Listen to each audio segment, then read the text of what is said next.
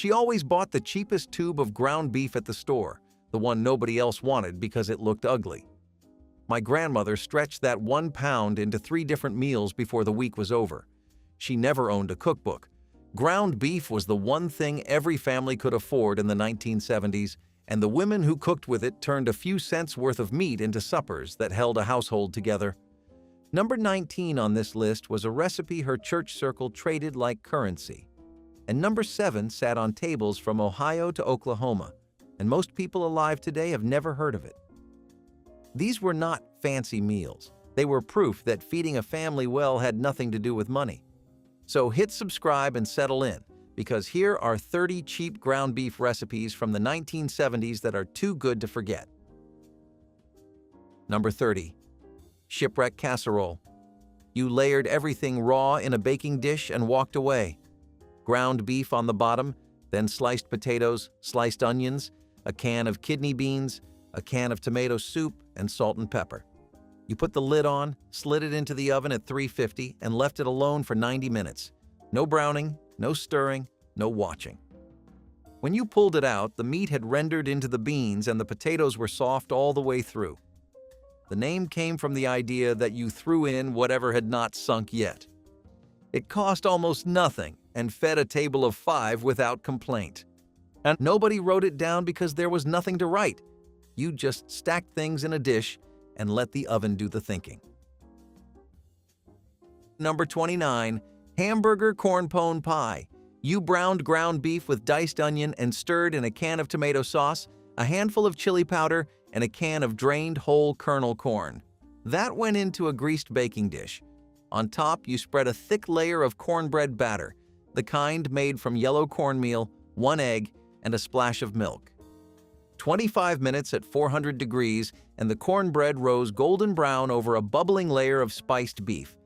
It was a complete supper in one pan. The starch and the protein baked together, and the crust soaked up just enough juice to stay tender on the bottom while the top stayed dry and crumbly. Women in the rural South had been making versions of this since their grandmothers cooked over wood. Number 28. Spanish rice with ground beef. You browned a pound of ground beef with chopped onion and green pepper, drained the grease, then added a can of tomato sauce, a cup of uncooked rice, 2 cups of water, and a heavy shake of cumin and garlic powder. You covered the skillet and let it simmer for 20 minutes until the rice absorbed everything. The finished dish was brick red and fragrant, sticky enough to eat with a fork, and filling enough that nobody asked for seconds because there were none. Every family in the Southwest had their own version, and they all tasted like Wednesday night. The green pepper was the tell. If you could smell green pepper cooking from the sidewalk, you knew somebody in that house was making Spanish rice. Number 27. Poor man's steak. You mixed a pound of ground beef with crushed saltine crackers, 1 egg, salt, pepper, and a little milk until it held together like dough. Then you shaped it into oval patties about 1/2 inch thick and dredged them in flour. You browned them in a hot skillet, set them aside, and made gravy in the same pan with the drippings, more flour, and milk. The patties went back in and simmered in that gravy for 20 minutes. It tasted close enough to chicken fried steak that nobody at the table felt poor. The crackers were doing the heavy lifting, stretching a pound of meat into 6 patties instead of 4, and the gravy hid any difference. That was the whole point. Number 26. Pizza burgers.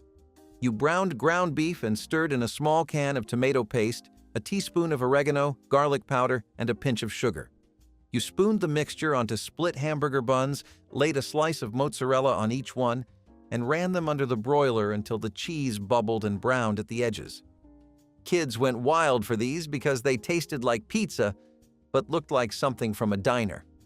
A pound of beef made 8 open-face halves, which meant a family of 4 ate for the price of a single frozen pizza and had leftovers. The sugar in the tomato paste was the trick. It cut the acid and made the sauce taste rounder, almost sweet, exactly the way delivery pizza tasted. Number 25. Tater tot casserole. You pressed raw ground beef seasoned with salt and pepper into the bottom of a 9x13 pan. Over that went a can of cream of mushroom soup, a layer of frozen mixed vegetables if you had them, and then a single layer of frozen tater tots lined up like little soldiers. 45 minutes at 375. The tots crisped on top while the soup melted into the beef below and turned everything into a savory paste that clung to every bite. It was the kind of meal that sounded ridiculous until you ate it, and then you made it every 2 weeks for the rest of your life. The Midwest claimed it, but by the late 70s it had shown up everywhere a freezer met a can opener. Number 24. Johnny Marzetti. It came out of an Italian restaurant in Columbus, Ohio, and the name stuck to the dish long after most people forgot who the Marzetti family was. This casserole spread across church kitchens and school cafeterias faster than any recipe card could travel. You browned ground beef with onion and celery, stirred in a can of tomato soup and a can of tomato sauce, then folded in cooked elbow macaroni and a fistful of shredded cheddar. Into a casserole dish it went, more cheese on top, and 20 minutes in the oven. Every Midwestern potluck between here and Dayton had at least one version of Johnny Marzetti on the table, and the pans always came back empty. The celery was the signature, that faint crunch underneath the soft noodles that told you someone had made it from scratch. Number 23. Beef and noodle bake. You cooked wide egg noodles until they were barely tender, browned a pound of ground beef with onion, and stirred in a can of cream of celery soup, a cup of sour cream, and salt and pepper. You folded the noodles into the meat mixture, poured it into a buttered dish, and topped it with crushed potato chips. 30 minutes at 350, and the chips turned golden while the noodles underneath stayed creamy. The sour cream kept everything from drying out, and the crunch on top gave every bite 2 textures. You could smell the potato chips browning from the living room, and that was usually when the kids started setting the table without being asked. Number 22. Ground beef and cabbage skillet. You shredded half a head of cabbage, browned a pound of ground beef in a big skillet, and tossed the cabbage right in with diced onion, a can of diced tomatoes, and a splash of vinegar. Covered, low heat, 20 minutes. The cabbage wilted down into the meat and the tomatoes made their own sauce. A full skillet fed 4 people for the cost of a head of cabbage and whatever beef was on sale. Polish families called it something different. German families called it something else. And everybody swore their mother's version was the original. The vinegar was the secret. It cut the heaviness of the beef fat and kept the cabbage from tasting flat. Number 21. Hamburger vegetable soup. You browned a pound of ground beef, poured off the grease, and dumped in a quart of water. A can of diced tomatoes, diced potatoes, sliced carrots, chopped celery, half a cup of barley, and whatever else was in the crisper drawer. Salt, pepper, a bay leaf. You let it simmer for an hour while the barley swelled and thickened the broth. By the time it was ready, you had a full pot of soup that tasted like your grandmother had been cooking all day, when really, you had just opened the refrigerator and used what was left. The barley was the difference between this and regular vegetable soup. It gave the broth body, turned it from thin and watery into something that stuck to the spoon. Ground beef cost about 60 cents a pound in 1970, and by the end of the decade it had climbed past $1. That does not sound like much now, but wages did not keep up, and grocery bills were the first thing a family felt when prices moved. Women who had grown up during the Depression already knew how to handle it. They had watched their mothers turn a quarter pound of meat into a full casserole by adding rice, potatoes, or day-old bread. The 1970s just gave them another reason to use those same skills. The recipes on this list are not nostalgic curiosities. They are engineering, built by people who understood that wasting food was not an option and that every ounce of protein had to stretch as far as it could go. Number 20. Hamburger gravy over rice. You browned ground beef in a skillet, sprinkled in a couple tablespoons of flour, and stirred until the flour toasted into the fat. Then you poured in milk, slowly, stirring the whole time until a thick, peppery gravy formed around the crumbled meat. You ladled it over a plate of white rice, and that was supper. No vegetables, no side dish, no garnish, just protein and starch and gravy. It sounds plain, and it was plain, but it filled you up for hours and it cost less than $1 for the whole family. Some families poured it over toast instead of rice, and some poured it over biscuits, and the arguments about which way was right could last a whole Thanksgiving. Number 19. Swedish meatballs. Not the kind from a frozen bag, the real ones. You mixed ground beef with breadcrumbs, 1 egg, finely grated onion, a pinch of allspice, a pinch of nutmeg, salt and pepper, and just enough milk to keep them tender. You rolled them small, about the size of a walnut, and browned them in butter in a cast-iron skillet. When they were dark on every side, you pulled them out and made the sauce in the same pan. Butter, flour, beef broth, and a long pour of sour cream stirred until it was smooth and pale brown. The meatballs went back in and simmered until the sauce thickened around them. The allspice was the secret. Most Americans had never tasted it in meat before, and that faint, warm sweetness underneath the pepper was what made people ask what you did differently. Scandinavian families brought this recipe to Minnesota and Wisconsin decades earlier, and by the 1970s, it had spread to every corner of the country through potluck suppers and women's magazines. Church fellowship halls served them by the hundreds, piled on platters next to toothpicks and a stack of napkins. The women who made them rolled dozens at a time, lining them up on sheet pans before browning them in batches. It was tedious work, standing over a hot skillet turning each one by hand, and nobody paid you for it. But the allspice was doing something no frozen bag could replicate. It was turning plain ground beef into something that tasted like it came from somewhere old and far away. And at the end of the night, when the platters came back empty, the woman who made them knew she had fed a room full of people something worth remembering. Number 18. Cowboy beans with ground beef. You browned a pound of ground beef with diced onion, drained the grease, and stirred in 2 cans of pork and beans, a couple tablespoons of brown sugar, a squirt of yellow mustard, a splash of ketchup, and a few shakes of Worcestershire sauce. You poured it into a baking dish and let it go for an hour at 325. The beans turned dark and sticky, and the beef disappeared into them so completely that every spoonful had meat in it. This showed up at every backyard gathering in every small town in America, and the pan was always scraped clean before anything else on the table. The brown sugar caramelized around the edges of the dish and turned the top into a crust you could crack with a spoon. Number 17. Beef enchilada casserole.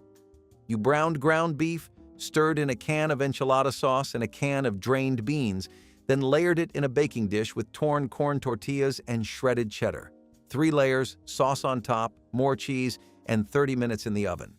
It was enchiladas without the rolling, which meant you could make it in 10 minutes of active work and still put something on the table that tasted like you had been in the kitchen all afternoon.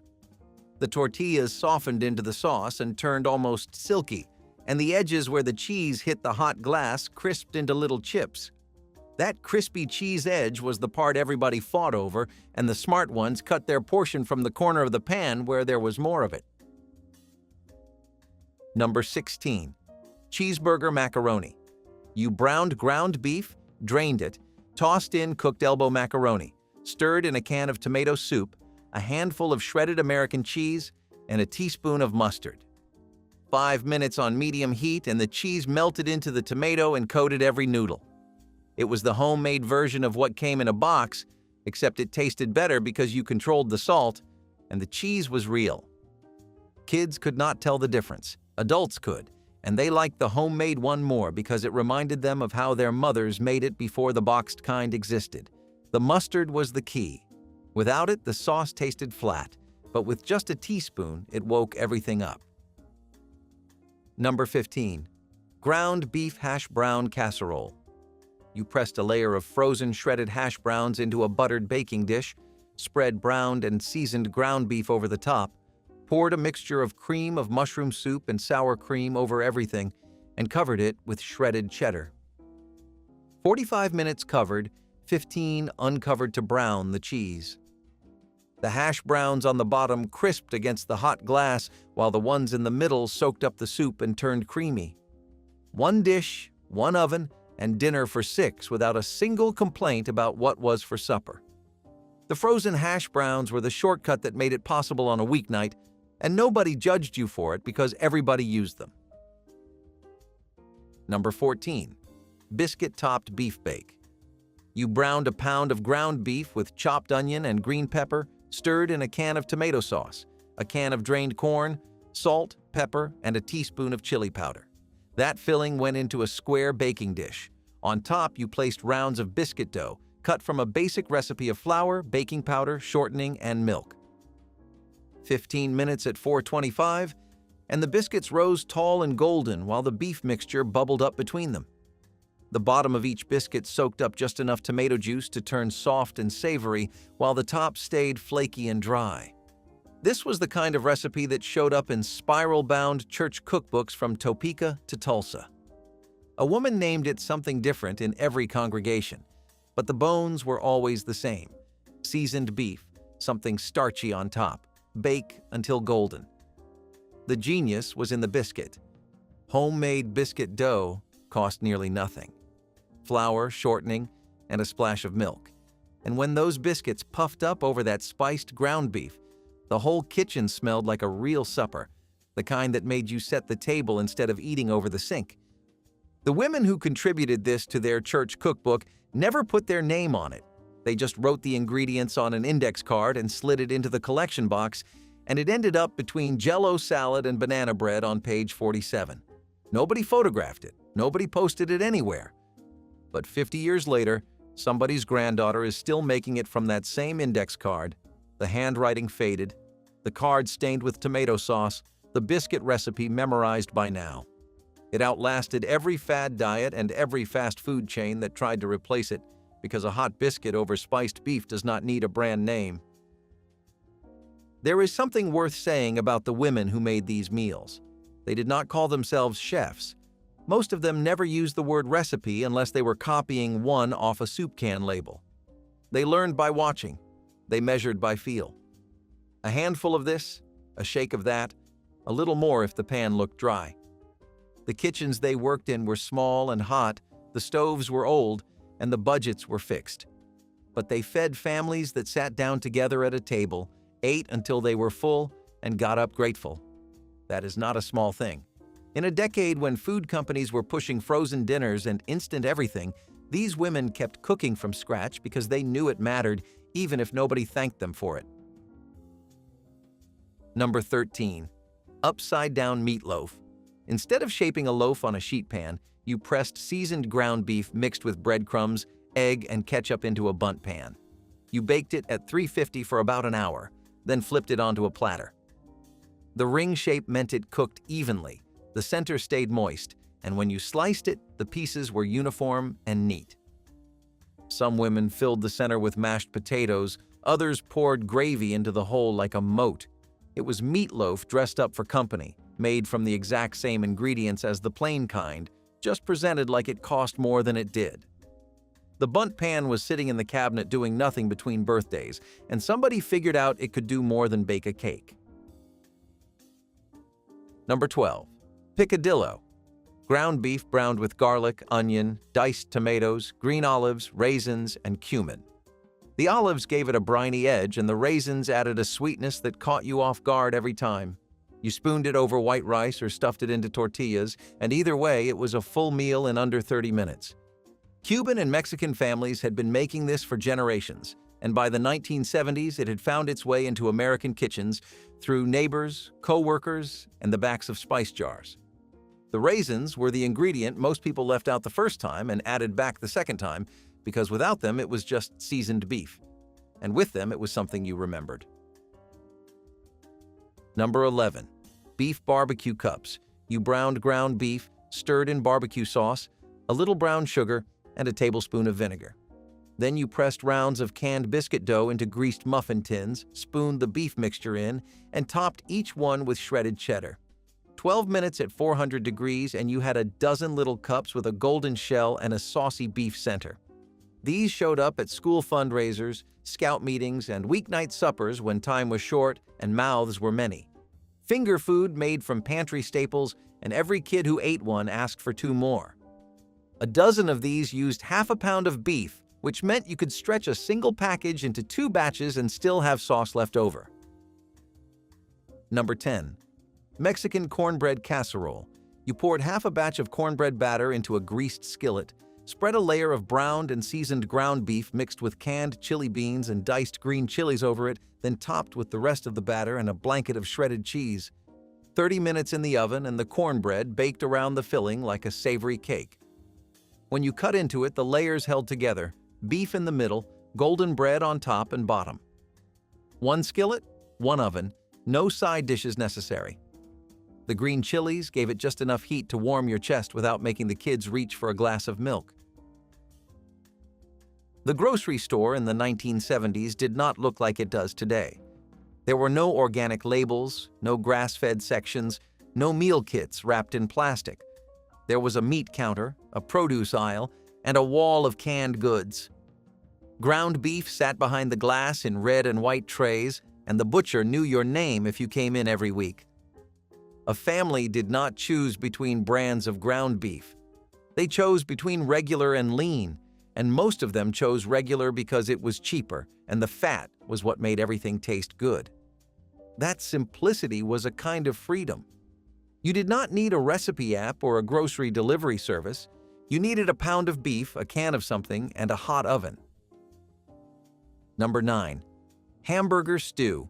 Not a soup, not a chili, but a thick stew with big chunks of potato, sliced carrots, diced onion, and crumbled ground beef simmered together in tomato juice seasoned with salt, pepper, and a bay leaf.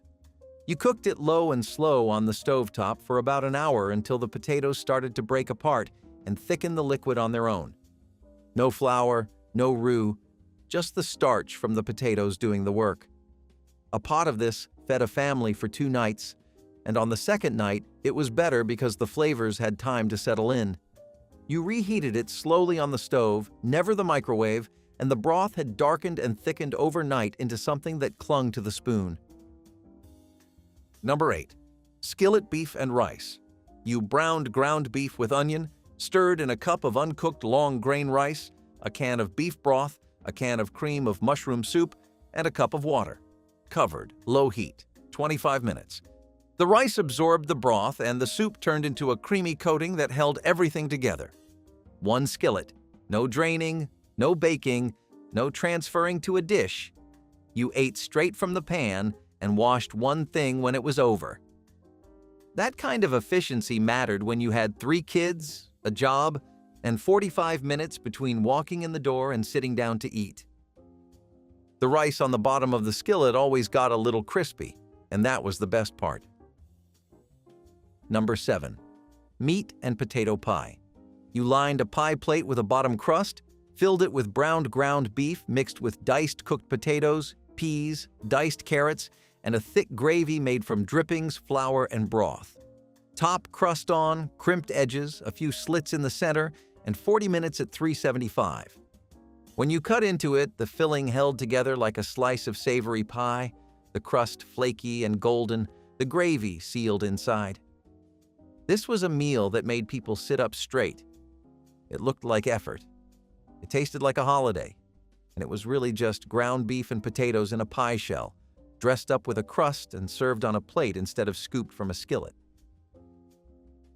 Number 6. Mock lasagna. You boiled wide egg noodles because lasagna noodles cost more. You browned ground beef with garlic and onion, stirred in a jar of spaghetti sauce, and layered the noodles, meat sauce, cottage cheese, and mozzarella in a baking dish. 3 layers, 30 minutes, and you had something that tasted like lasagna and cost half as much. The cottage cheese melted into the sauce and gave it a richness that came close to ricotta without the price. Families that could not afford the real thing never felt like they were missing out, because the only people who knew the difference were the ones who had never had to stretch a grocery budget. Number 5. Beef and bean chili. A pound of ground beef, a can of kidney beans, a can of pinto beans, a large can of diced tomatoes, chili powder, cumin, garlic, and onion. You browned the beef, dumped everything else in, and let it simmer for an hour. No secret ingredients, no competition-style complexity. Just a thick, dark, honest pot of chili that tasted better the longer it sat. You served it with saltine crackers or over rice, and the beans stretched the beef far enough to feed 6 people from a single pound of meat. The next day, you heated up what was left and put it on a hot dog or spooned it over corn chips, and it was a different meal entirely. Number 4. Country fried ground beef patties. You shaped seasoned ground beef into thick, round patties, dredged them in seasoned flour, and fried them in a 1/4 inch of oil until they were dark and crusty on both sides. Out of the pan and onto a plate lined with paper towels. The crust sealed the outside, and the inside stayed juicy because the flour held the moisture in. You ate them on white bread with mustard and a slice of onion, or next to a pile of mashed potatoes with cream gravy from the pan drippings. Every diner in the South had a version, and the home version was better because the patties were thicker and the grease was fresher. Number 3. Meatball subs. You mixed ground beef with breadcrumbs, egg, garlic powder, Italian seasoning, salt, and Parmesan if you had it. You rolled them into balls, browned them in a skillet, and simmered them in jarred marinara sauce for 20 minutes. Then you split a hoagie roll, loaded it with meatballs and sauce, laid mozzarella on top, and ran it under the broiler until the cheese turned brown and blistery. The bread soaked up the sauce and the meatballs were tender enough to bite through without pulling the whole thing apart. It was restaurant food made at home for a fraction of the price, and nobody at the table complained about having the same thing next week. The sauce always dripped down your wrist, and that was how you knew you had loaded the roll properly. Number 2. Hamburger pie. You pressed seasoned browned ground beef into the bottom of a pie plate or casserole dish, spread a layer of canned green beans or corn over the top, and covered the whole thing with a thick blanket of mashed potatoes. Into the oven at 350 until the potatoes turned golden on the peaks and the beef juices bubbled up around the edges. Some families called it shepherd's pie.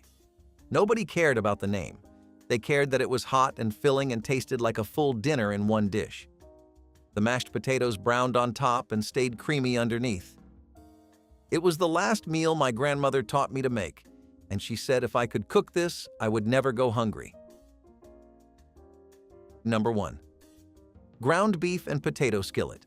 A pound of ground beef, 3 or 4 potatoes peeled and cubed, 1 onion chopped, salt, pepper, and a lid. That was the entire recipe. You browned the beef, added the potatoes and onion, a splash of water, covered it, and let it cook on low for 30 minutes until the potatoes were fork tender and the onion had melted into the meat. No sauce, no cheese, no canned anything. Just beef and potatoes cooked together in their own juices in a cast iron skillet that had been in the family longer than some of the children. It was the meal you made when there was nothing else in the house, and it never let you down. It sat on tables in apartments, farmhouses, and trailer parks. This was the recipe that kept families fed when the math said they should not have been able to. Rolling beef into cabbage or lettuce leaves was both practical and comforting. Grandma knew that wrapping ground beef in leaves created neat little portions that looked appealing and stretched the meat further. The leaves themselves added bulk, flavor, and nutrition, turning what might have been a small serving of beef into a full meal.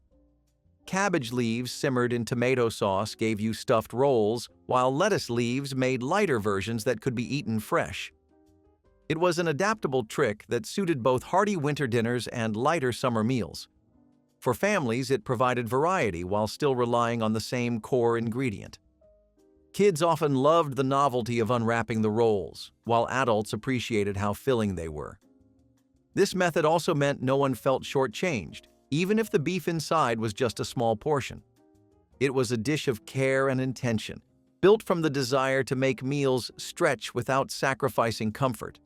Today, stuffed leaves feel like a specialty dish, but back then, they were everyday proof of thrift and ingenuity. They carried the taste of home, reminding everyone that resourcefulness could always find a way to feed a family well. Hungarian hamburger bake brought a little old-world flair to the weeknight dinner table. This casserole took seasoned ground beef and paired it with wide egg noodles, paprika, sour cream, and cheese. You would layer everything into a baking dish, then bake it until the noodles were tender and the sauce was bubbling and golden on top. It was creamy, smoky, and deeply satisfying. The paprika added warmth without being too spicy, and the sour cream gave it that signature tangy richness. It was not exactly authentic Hungarian cuisine, but it borrowed enough to make you feel like you were eating something a little exotic. The recipe was especially popular in Midwestern kitchens, where Eastern European immigrant traditions were still alive and well. It was the kind of dish that made you feel cultured without straying too far from your comfort zone. Most of the ingredients came from cans, boxes, or the fridge, nothing fancy or hard to find, and that was the whole point. Cabbage and dumpling pot was a meal that filled both stomachs and hearts when little else could. It started with a pot of broth, sometimes made from beef bones, sometimes just salted water, and a heap of sliced cabbage simmering slowly until tender. Then came the dumplings, spoonfuls of soft flour dough dropped directly into the bubbling pot. They puffed up as they cooked, absorbing the savory flavor of the broth and the sweetness of the cabbage. The result was a meal thick and comforting enough to feed a family through the coldest night. It smelled like home and patience, like something that had taken time even when there was not much to spare. No one went hungry around that pot, and even the simplest ingredients tasted rich when shared with love. It was the kind of food that made silence at the table feel like gratitude. Crispy corn cakes. Stuffed with seasoned beef were one of those foods you could smell cooking before you even stepped into the event. Little golden discs sizzling in big iron skillets, stuffed to the brim with ground beef seasoned with paprika, onions, and a pinch of chili powder if you wanted to wake up your taste buds. The outside was crunchy and golden, the inside savory and juicy. It was a dance of textures that made you keep reaching for just one more. The trick was to keep the corn cakes thin enough that they crisped up, but thick enough to hold all that seasoned beef inside without falling apart. At powwows and fairs, you would see kids running around with one in each hand, faces smeared with beefy goodness, while the elders sat back and nodded approvingly. It was simple, it was satisfying, and it was the perfect food for big gatherings where nobody had time for forks and knives. And if you think crispy stuffed corn cakes sound irresistible, wait until you pull up a camp chair and hear about the kind of chili that made starry nights and crackling fires taste even better. Beef and barley bake was what happened when you wanted stew without the soup. You took ground beef, cooked it with onions, carrots, and sometimes celery, then stirred in pearl barley and baked the whole thing until thick, golden, and aromatic. It was a dish that felt old, like something from your grandmother's farmhouse kitchen. And maybe it was. Barley has been around longer than most grains, and during the 1960s and 1970s, it was one of those ingredients that made a quiet comeback thanks to its price and nutrition. This bake was earthy and dense, like a cross between stuffing and pot roast. You could season it with thyme or just keep it simple. It filled the house with the smell of comfort. It kept you full for hours, and it made even the cheapest cut of beef stretch a little farther. Sometimes you added a splash of tomato juice, sometimes just a pat of butter on top. It was a blank canvas, but a dependable one. You could make it ahead of time, freeze it, and reheat it without losing an ounce of flavor. It may not win beauty contests, but beef and barley bake always won dinner. Flavoring with Worcestershire sauce may sound simple today, but for Grandma it was a genius shortcut that elevated humble beef into something richer. Just a few drops added layers of flavor that made plain ground beef taste almost like a steak. The tangy, savory depth of the sauce seeped into every bite, transforming burgers, meatloaf, and skillet meals into dishes that felt more special than their modest ingredients suggested. At a time when seasoning options were limited and spice cabinets weren't as stocked as they are now, Worcestershire was a miracle in a bottle. It was affordable, versatile, and long-lasting, which made it a kitchen essential. Families grew up on meals where that little splash of sauce was the secret no one talked about but everyone tasted. It gave ground beef a boldness that kept it from feeling repetitive, even if you ate it several times a week. Today, with so many sauces and condiments available, this old trick feels almost too simple to remember, but its impact remains undeniable. It was a way of making the ordinary extraordinary, with nothing more than a quick shake of the bottle. Stuffed cabbage leaves in tomato broth were laborious to make but worth every minute. Each cabbage leaf was softened in boiling water, then wrapped around a filling of ground beef, rice, and onion. The rolls were layered in a pot and simmered in tomato broth until tender, the flavors melding into something deep and homey. Mothers and grandmothers made them in big batches, filling entire tables with their careful handiwork. It was food that required patience and love. Each roll was a gift, a symbol of care and the value of feeding others with intention. When served, the leaves fell open just enough to reveal their fragrant center, tender and glistening. The taste was savory, sweet, and quietly profound. In families that remembered hard times, stuffed cabbage was more than a meal. It was tradition, memory, and devotion all wrapped into one. The preparation was often a family ritual, older hands teaching younger ones how to roll each leaf just right, how to tuck the edges so they would hold. The smell of tomato and spice filled the kitchen for hours, turning an ordinary day into something sacred. Every pot told a story, not of luxury, but of love shared across generations. Adding grated carrots or zucchini into ground beef was a quiet, clever trick that served multiple purposes in Grandma's kitchen. It wasn't only about making the beef stretch further, though that was a big part of it. It was also about slipping in extra nutrition without anyone noticing.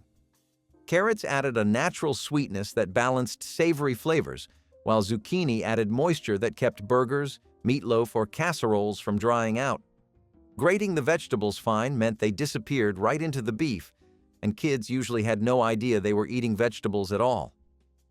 In a time when every ingredient had to be used wisely, this method made sense because it extended protein portions and made meals healthier at the same time. It also gave the beef more body and volume, turning one meal into two without anyone feeling shortchanged. This trick carried a sense of care, because Grandma knew how to make meals nourishing as well as filling. Today, with rising costs and an emphasis on hidden veggies, this old idea feels surprisingly modern. It's a reminder that cleverness in cooking was never about fancy ingredients, but about small adjustments that turned the ordinary into something bigger and better than expected. Salisbury steak casserole was the homemade version of a frozen food legend. Instead of pulling a silver tray from the oven, families made their own from scratch, and honestly, it was usually better. This version called for seasoned ground beef shaped into thick oval patties, then baked in a mushroom and onion gravy. It was rich, saucy, and had that stick-to-your-ribs kind of feel. If you were lucky, someone would sprinkle crispy fried onions on top during the last few minutes in the oven, adding that perfect crunch to an already comforting dish. It was not a fancy meal, but it felt like something special. Some people added Worcestershire sauce or a splash of soy for extra umami, but most just used canned soup and a good hand with salt and pepper.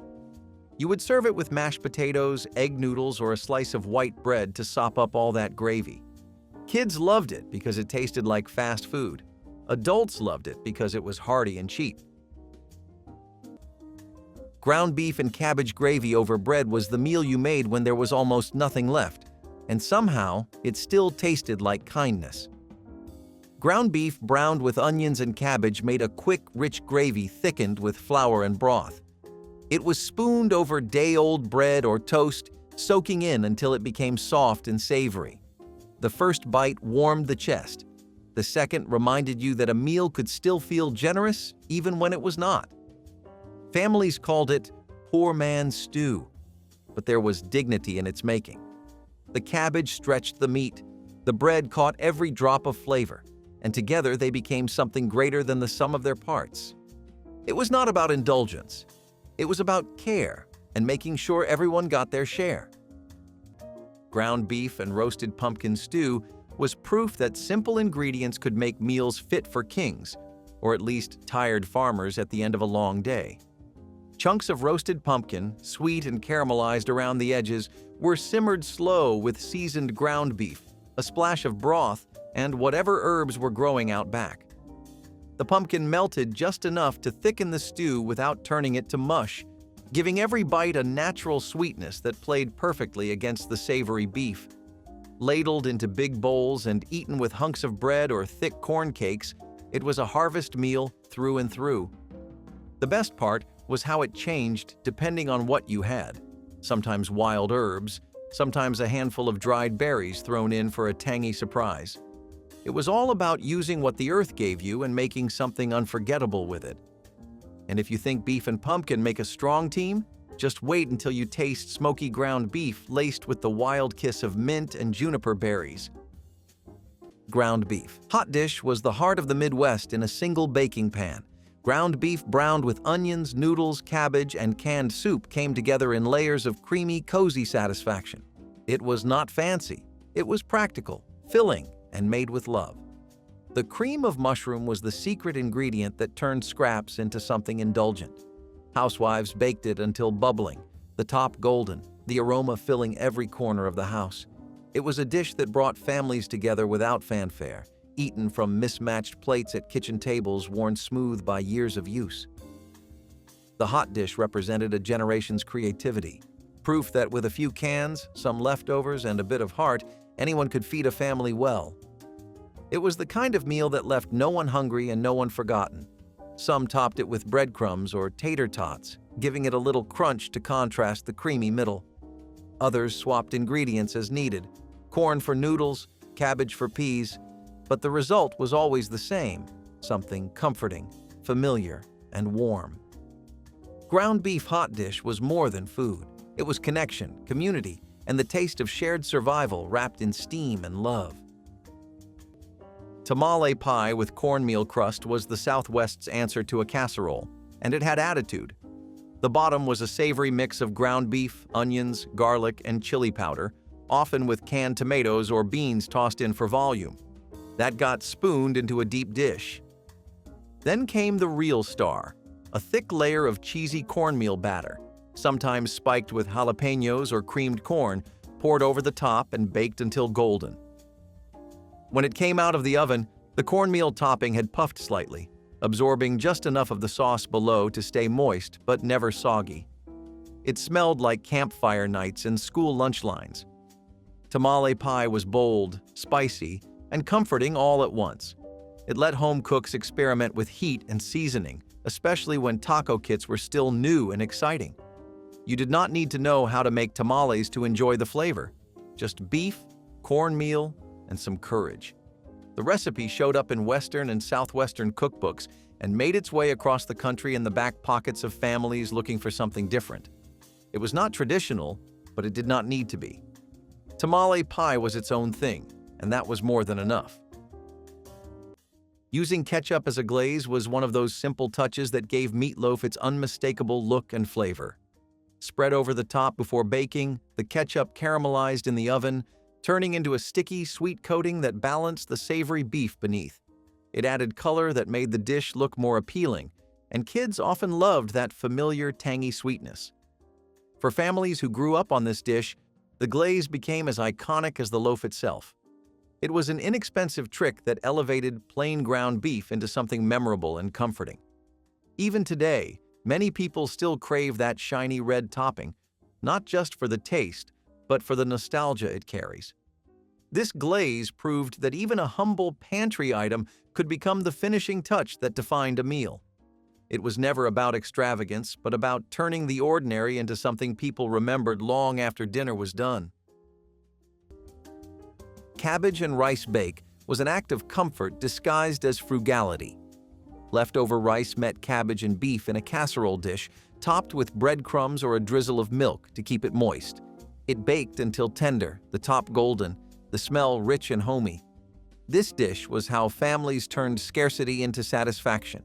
It filled bellies without emptying wallets, and its leftovers reheated even better the next day. Many cooks flavored it with paprika, garlic, or tomato, each one adding their own touch of love. The rice made it stretch further, the cabbage made it wholesome, the beef made it feel complete. Served in deep scoops with bread and butter, it was more than a meal. It was reassurance that even hard times could taste good. In quiet kitchens across America, cabbage and rice bake became the taste of perseverance made edible. Ground beef and wild mustard greens. Stir-fry was the kind of meal that showed up fast and disappeared even faster. This was not some high-end stir-fry piled with expensive sauces either. It was a down-home skillet sizzler made with ground beef cooked hot and fast, tossed with handfuls of peppery wild mustard greens, plucked fresh from wherever you could find them. Those greens had bite, real bite, and they gave the beef this sharp, earthy pop that plain old spinach could only dream of. A splash of vinegar, a sprinkle of salt, and maybe a little bacon grease if you had it lying around, and you had a dish that punched way above its weight. It was light enough for summer, hearty enough for winter, and cheap enough to keep families fed when money was just a rumor. Stir-fries like these were the ultimate in practical magic, a fast meal that felt like you had been planning it all day. And if you thought a pile of spicy greens and sizzling beef was as good as it gets, just wait until you bite into a crispy pocket filled with beef and roasted roots, the kind of thing Great-Grandma used to make when the nights got cold. Sweet sour ground beef with pineapple was not subtle, but that is what made it shine. It was a stovetop dish you cooked in one big skillet. Ground beef browned with onions, then simmered in a mixture of pineapple chunks, vinegar, ketchup, and brown sugar. It smelled like takeout, it tasted like a tropical potluck, and it felt like a vacation, even when dinner was just in your tiny kitchen with the window cracked open. The sweetness from the pineapple and sugar mixed with the tang of vinegar to give the beef a punchy, bold flavor that clung to every grain of rice. This was the kind of dish that made kids ask for seconds, even if they did not love onions or peppers. You could find it in cookbooks from the 1960s and 1970s, usually in a section called International Flair or Creative Ground Beef Dinners. It was experimental, but not in a bad way. This dish was about making something exciting with what you had. Canned pineapple, cheap beef, sugar from the pantry. That was it. Yet somehow it came together like magic. Dishes like this reminded people that food could be fun, even when times were not. Freezing raw beef mixtures was a trick that made busy days easier long before the idea of meal prep had a name. Grandma would mix ground beef with fillers like oats, rice, breadcrumbs, or shredded vegetables, shape them into loaves, patties, or meatballs, and tuck them neatly into the freezer. When dinner time came, the hardest part of the work was already done. She could pull one out, bake or fry it, and have dinner ready in no time. This habit kept food from spoiling since fresh beef could go bad quickly, but frozen mixtures stayed safe for weeks. For larger families, this preparation was essential, allowing her to adapt quickly if unexpected guests showed up or if schedules got busy. Unlike store-bought frozen dinners, these meals were homemade, hearty, and full of care. The freezer became a quiet tool of stability in kitchens where planning ahead was survival. Those little parcels of beef weren't just food. They were foresight, comfort, and reassurance that no matter what the day brought, a warm, filling meal was always just within reach. The macaroni beef ring was more than just a recipe, it was a showpiece. You took cooked elbow macaroni and ground beef, mixed it with eggs and tomato sauce, and pressed the whole thing into a ring mold. After it baked and set, you flipped it onto a serving plate, and there it stood, a golden brown pasta wreath. But the real drama came next. The center of the ring was filled with creamed peas, buttered corn, or even leftover stew if that is what you had. It was the kind of dinner that turned heads at church potlucks or family dinners. Kids would laugh, adults would smile politely, and everyone would eat it anyway because it was surprisingly good. The pasta held together just enough to slice, and the beef gave it weight and flavor. Sometimes there was cheese mixed in, sometimes it was just seasoned with onion powder and salt. Either way, it was a clever use of pantry staples and leftover meat. Cabbage and milk stew was the quiet staple of dairy country, born from necessity and ingenuity. In regions where milk was easier to come by than stock, women used it to build a creamy base for cabbage and bits of ground beef. The milk thickened as it simmered, wrapping the vegetables in a gentle, velvety sauce. The result was mild, nourishing, and surprisingly rich, comfort made from simplicity. Some added a pinch of nutmeg or pepper to balance the sweetness. Others stirred in leftover potatoes to make it thicker. It was not glamorous food, but it was deeply human. The kind of meal you ate slowly with gratitude. The aroma of warm milk and cabbage filled the kitchen with quiet calm. In every spoonful was the story of families who made do, who turned scarcity into something beautiful through patience and heart. Even after mealtime ended, the smell lingered, clinging to aprons and windowsills, reminding everyone that love could be measured in simmering pots. It was a meal that restored more than hunger. It restored peace. Campfire ground beef and pine nut ragu was the food of the wild-hearted, cooked under open skies and eaten with smoke still clinging to your clothes. Ground beef was browned over open flames, tossed with rough-chopped root vegetables, and a good handful of toasted pine nuts that added little pops of buttery crunch to every bite. There was no measuring, no recipe cards, just instincts, a big old pot, and whatever was growing nearby or tucked away in a leather pouch. Some folks stirred in a splash of bone broth, others just let the juices and sap from the piney air do the heavy lifting. And when it was finally done, thick and savory and just smoky enough to taste the journey, it was ladled out into whatever bowls or tin plates you had on hand, eaten fast because second helpings were not guaranteed. If you think a pine nut ragu can warm your bones, just wait until you sink your teeth into beef glazed with honey and tucked between golden bites of roasted acorn squash. Cabbage and tomato rice soup was humble but radiant, its color alone enough to brighten a dim winter day. A pot of it simmered on many stoves through the 1930s and 1940s, its ingredients simple: cabbage, rice, tomatoes, and maybe a handful of ground beef if fortune allowed. The tomatoes gave it a tang that cut through the sweetness of the cabbage, while the rice thickened it just enough to feel like a meal. This soup had no waste, no excess, only nourishment.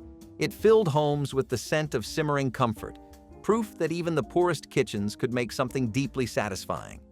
Served with crusts of bread or cornbread, it became more than soup. It became sustenance, flavored with gratitude and hope for better days. Some cooks added a splash of vinegar or sugar to balance the taste, a small touch that gave it life. It was a meal that warmed the body and soothed the soul, a reminder that contentment often came bubbling in the simplest of pots. Simmering beef in canned veggie juice was one of those clever ways to get both flavor and sauce in one step. A can of V8 or plain tomato juice could transform ground beef into a dish that was tangy, savory, and hearty all at once. The juice added moisture, preventing the beef from drying out, while also coating it in a sauce that could be poured over rice, noodles, or bread. This trick was both economical and efficient, using a single ingredient to do the work of several. Families benefited from the added vegetables in the juice, even if they didn't notice, which made it feel healthier too. The flavor was bold, different from plain tomato sauce, and it made dishes stand out from everyday fare. It was resourcefulness wrapped in simplicity, another reminder of how one clever substitution could create something memorable. Today, this hack feels forgotten, but it once carried a sense of ingenuity that families relied on to make meals special. Beef and cabbage. Hand pies were the perfect working man's lunch, hearty, portable, and made entirely from leftovers. The dough was simple, a mix of flour, water, and lard rolled thin, then folded over a filling of minced beef, cabbage, and onions. Once baked, they turned golden and crisp on the outside, steaming with savory goodness on the inside. They were sturdy enough to fit in a coat pocket and stay warm through a morning's work in the fields or factory. The smell was rich and homey, the kind that reminded men of the kitchens they had left behind before dawn. For families, these hand pies were a practical miracle, stretching a bit of meat into several meals without waste. Each bite was soft, salty, and comforting, with the faint sweetness of cabbage tying it together. In towns where every penny mattered, these pies offered dignity to the table, a meal that looked humble but tasted like care. They carried with them the quiet pride of homemade food, something crafted by hand in a world that demanded strength and endurance. When unwrapped from a cloth napkin at lunchtime, they represented more than nourishment. They represented home, effort, and the unspoken bond of family waiting at day's end. Nostalgic beef and sweet corn fry casserole was the dish that looked like a mess but tasted like a memory. Imagine browned ground beef bubbling under a thick layer of golden sweet corn kernels, all tied together with a few shakes of salt and pepper and a little bit of cream if you had it. Baked until the top got crispy and the edges turned caramel brown, it was the kind of casserole that made the whole house smell like comfort. In the 1970s, every family potluck or backyard gathering had at least one version of it, usually scribbled onto a crumpled index card or passed down by word of mouth. Sweet corn was cheap, beef was precious, and when you married the two together, you got a dish that somehow managed to feel luxurious, even when times were lean. The first spoonful always hit you with that sweet, salty magic, and before you knew it, you were scraping the sides of the pan for just one more bite. And if you thought this casserole was the gold standard of hearty, simple eats, just wait until you dive into a beef and hominy masterpiece that practically invented stick-to-your-ribs cooking. Sloppy Joe pie was what you made when a sandwich was not quite enough. The sweet, tangy beef, made with ketchup, mustard, and maybe brown sugar, got spooned into a dish and topped with biscuit dough or pie crust. Then it baked until golden and bubbly. It smelled like school lunches and weekday nights. The filling was classic Sloppy Joe, but the crust gave it shape. You could eat it with a fork. You could add cheese. Some families topped it with cornbread or mashed potatoes instead. It was a recipe that adapted to whatever was in the kitchen. What never changed was how satisfying it felt. One pan, one meal, one good reason to sit down and eat. It was often made after a sandwich dinner when the meat outlasted the buns. Sloppy Joe pie made the most of what was left and still gave you something to look forward to. It was humble, but proud, made for people who did not ask for much, just something warm and maybe a little sweet. Layering beef under mashed potatoes was one of those comforting tricks that turned scraps into something special. If there were bits of ground beef left from dinner, Grandma didn't discard them. She layered them into a dish and covered them with fluffy mashed potatoes. Baked in the oven, it transformed into a hearty shepherd's pie that felt like a whole new meal. This trick gave leftovers a second life, while also ensuring that no one left the table hungry.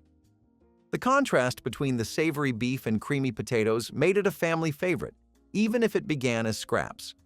For kids, it was simply delicious, while for adults, it was a clever way of making sure the budget stretched further. It showed how resourcefulness could create comfort food that felt intentional and warm. Today, shepherd's pie is still enjoyed, but its origins as a thrifty leftover dish are often forgotten. Back then, it wasn't about style or trend, it was about making the most out of what you had. That practical mindset turned simple ingredients into meals that carried meaning, and that's why dishes like these linger in memory long after they leave the table. Cabbage and noodles, Pulaski style, was comfort born in coal country. It came from immigrant kitchens where butter, onions, and cabbage were fried together until caramelized, then tossed with noodles and bits of ground beef. The result was smoky, soft, and faintly sweet, a dish that felt like warmth itself. It was cheap to make, easy to love, and could feed a crowd for pennies. In Pennsylvania, mining towns, and Midwest kitchens, Pulaski became more than a meal. It was memory on a plate. The sizzle of cabbage hitting butter, the smell of onions browning in old cast iron carried a rhythm of tradition. Even without meat, it was satisfying.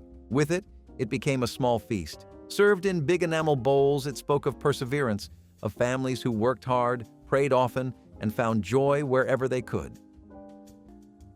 Beef and apple casserole sounds strange until you try it. It mixed brown beef with tart apples and onions, then baked it all in a mild broth or tomato sauce. The apples softened, turned sweet, and played off the savory beef in a way that felt surprising and familiar. It was not a dessert, not quite a stew. Somewhere in between, like pork chops and applesauce, but humbler. Some versions had breadcrumbs or mashed potatoes on top. Others stayed plain, served with toast. It was one of those oddball casserole ideas that only made sense in the 1960s. And many people made it again. The apples deepened the beef, the onions tied it all together. Sweet, savory, soft, and strange, but it worked. And for the people who made it back then, the taste never really left. Ground beef and sweet potato fritters were the original fairground jackpot. Imagine rich, seasoned ground beef folded into a sweet potato batter, then fried up until the edges were crispy and golden. Every bite was this perfect balance of savory and sweet, crunchy and tender, like a county fair and your grandmother's kitchen teamed up for a once-in-a-lifetime collaboration. These fritters were cheap to make, easy to eat standing up, and good enough to make you chase the smell halfway across a dusty summer festival. It was the kind of food that made you forget about prize pigs and pie-eating contests for a minute and just stand there smiling like a fool. And if you think a fritter could stop you in your tracks, wait until you taste a skillet of beef simmered slow in a chokecherry reduction so rich and tangy it could turn a dusty prairie evening into something straight out of a storybook. Braised cabbage with beef drippings was simplicity at its purest. In homes where every drop of fat was saved, nothing went to waste, not even the drippings left behind after browning beef. Those drippings were poured into a pan of cabbage and onions, simmered until tender and glistening. The cabbage absorbed every bit of savory richness, turning from plain to deeply flavorful. It was a dish that looked like almost nothing but tasted like something grand. Paired with bread or potatoes, it could stand as a meal on its own. The flavor was smoky, salty, and comforting. Proof that flavor did not come from abundance, but from care. Families who grew up on it still remembered the smell, the sizzle, the sweetness, the quiet satisfaction of making the most out of little. Sometimes the drippings were mixed with a splash of vinegar or a spoonful of sugar to balance the flavors, creating a depth that tasted almost luxurious. This was cooking without waste, a form of love written in grease-stained aprons and well-worn pans. It taught generations that good food did not depend on what you had, but on how you treated it. Beefy rice-stuffed peppers were one of the more colorful dishes to come out of budget cooking.